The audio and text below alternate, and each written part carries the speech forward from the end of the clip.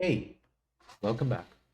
Now that you've seen how React's raw APIs can be used to create elements, let's take a look at JSX.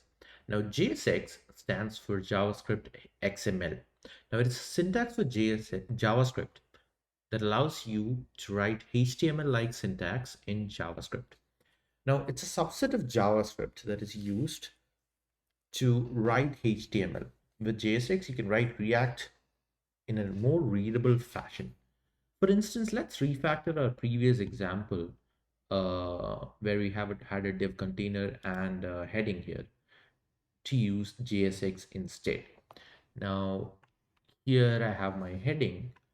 Now, all I have to write here is write the HTML tag that would have normally replaced the React element. I'm just gonna say hello world,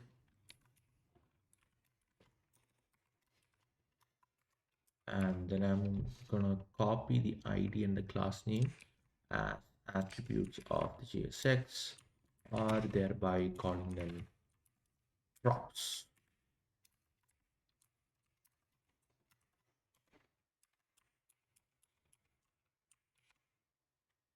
And that seems to have worked exactly the same way. It's that simple, right? It's basically just mimics the same HTML that we want to generate. Now you can see that the first argument in the JSX was the tag name. The second argument are the props, which are spread across here similar to HTML attributes. Third argument, the children, are the content of the JSX tag, the same way that we have the children of a HTML element. So how do we refactor our wrapper div that we have here? It practically works the same way. Here we had the text content as the child. Instead here, we're going to simply bring this as a whole inside here. We don't need to name it into a separate variable because we're not really using it as a separate in two different places. So all you have to do here is create a div and put our h1 inside here, then add the class names that we have specified onto the div that we have here.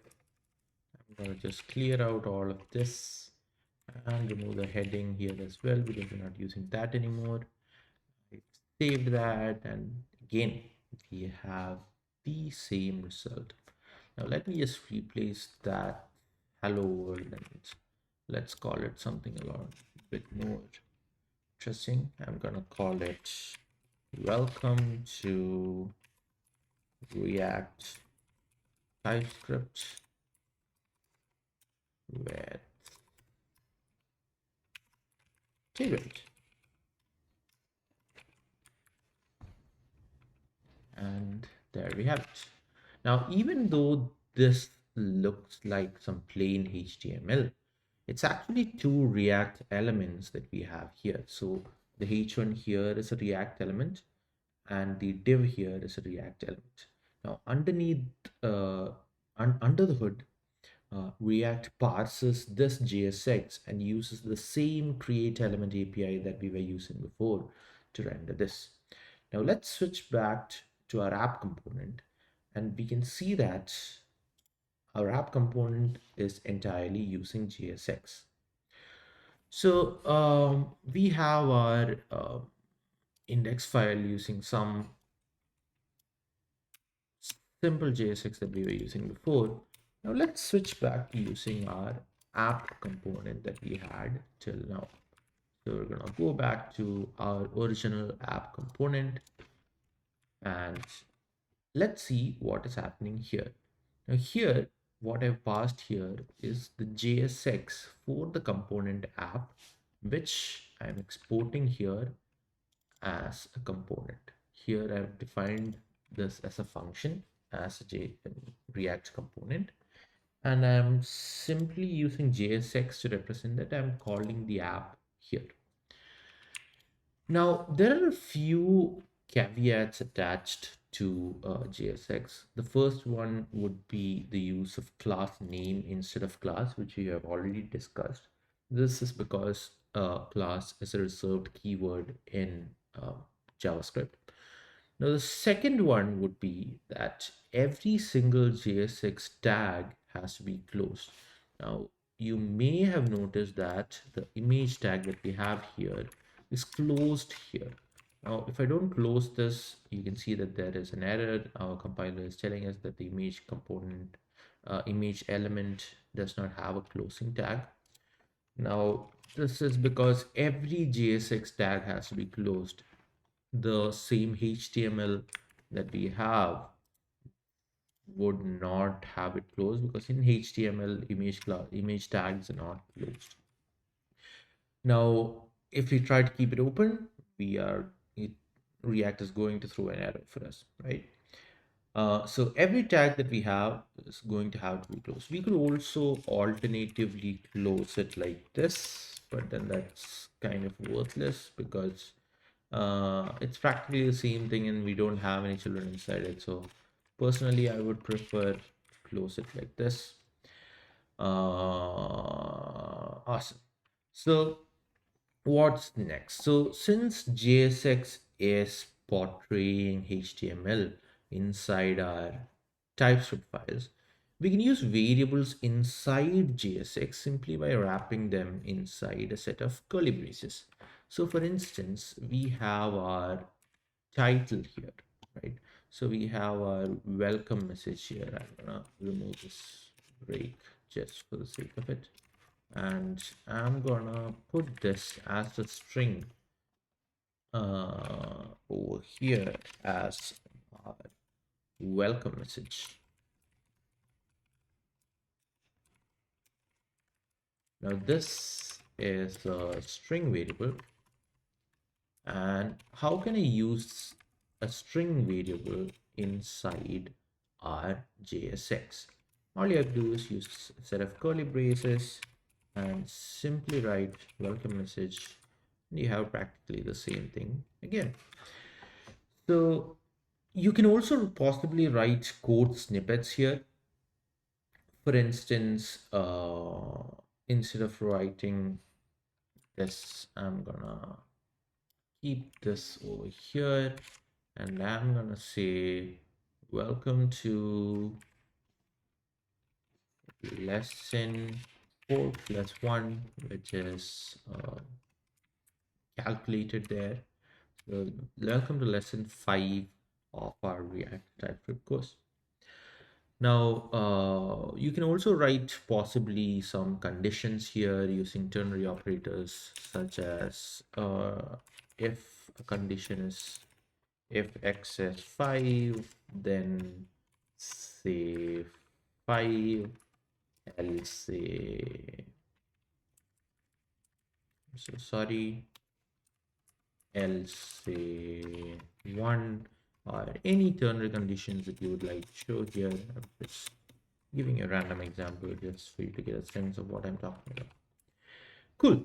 So on top of this, now, what are some other caveats associated with it? So you would have used inline CSS in HTML in your other web projects. So how would you write inline CSS in here in your JSX?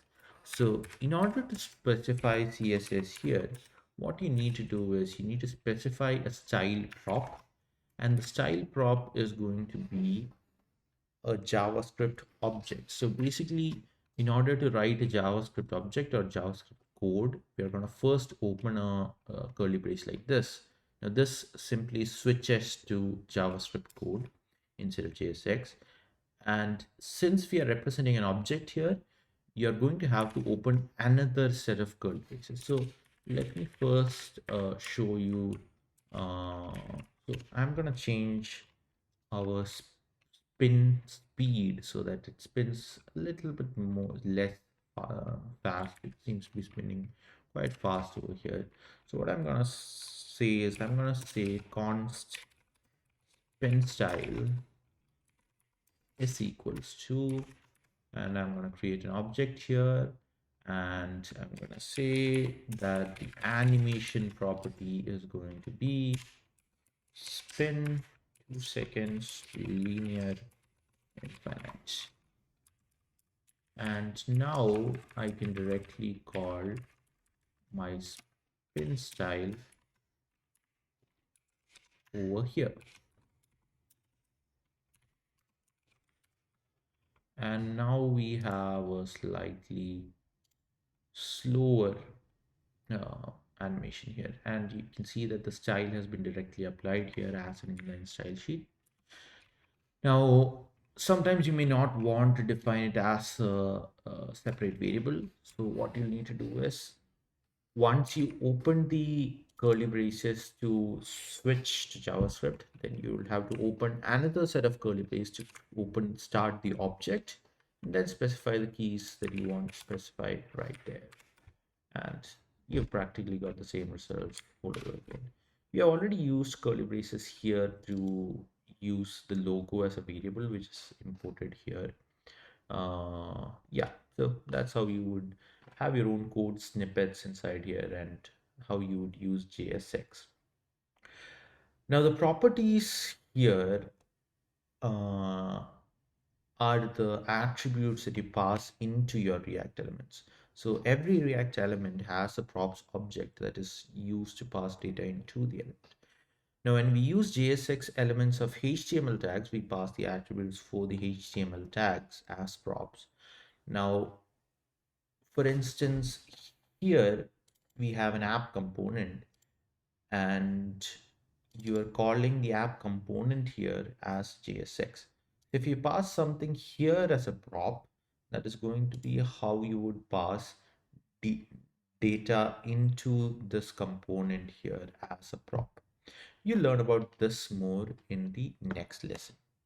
See you in the next lesson.